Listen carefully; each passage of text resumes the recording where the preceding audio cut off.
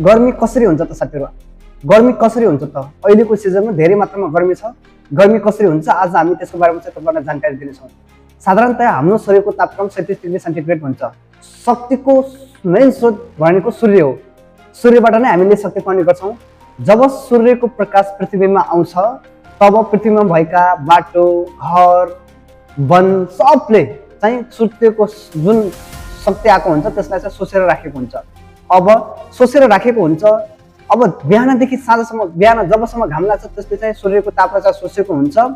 अब सूर्य जब जान्छ त्यसले चाहिँ त्यही सोसेकोलाई चाहिँ बाहिर प्रसारण गर्न खोज्छ र बाहिर प्रसारण गर्छ। त्यसले गर्दा चाहिँ हामीले तातो महसुस गर्छौं। यदि जुन पृथ्वीले सोसेर बाहिर प्रसारण गरेको ताप हुन्छ त्यो हाम्रो शरीरभन्दा धेरै भयो भने हामीलाई चाहिँ गर्मी महसुस हुन्छ। अब यो गर्मीको मौसममा देखिने स्वास्थ्य समस्याको बारेमा चाहिँ म भन्न गएको छु। तपाईहरु गर्मीको मौसममा बस्नुहुन्छ अथवा गर्मीको सिजनमा तपाईहरुलाई चाहिँ के स्वास्थ्य समस्या देखा पर्न सक्छ भनेर भन्न गएको छु।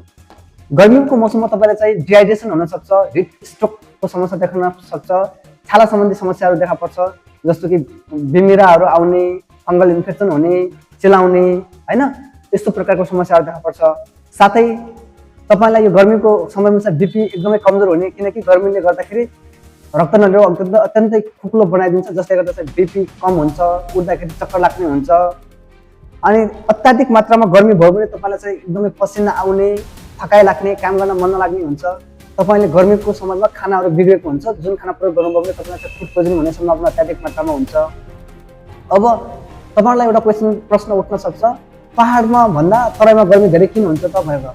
यसको मुख्य कारण के हो भने पहाडमा भन्दा तराई समुद्र सतहदेखि नजिक छ।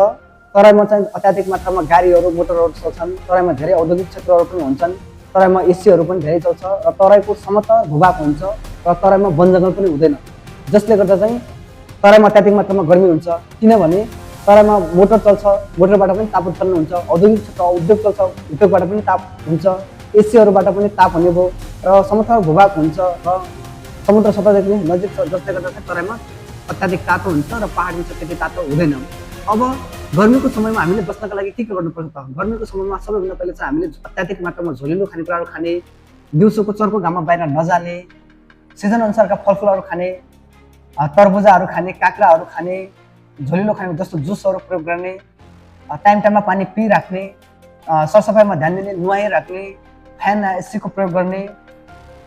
यो गर्मीको सिजनमा तपाईले ब्ल्याक अर्थात् कालो कपडाहरू प्रयोग नगर्दा राम्रो हुन्छ हैन। यसको साटो तपाईले चाहिँ कलरफुल अथवा सेतो कपडाहरू प्रयोग गर्नु एकदमै प्रभावकारी हुन्छ र केही समस्या भइहाल्यो भने तपाईले चाहिँ तुरुन्त स्वास्थ्य संस्थामा जाने उपचार गराउने चाहिँ गर्नुपर्छ।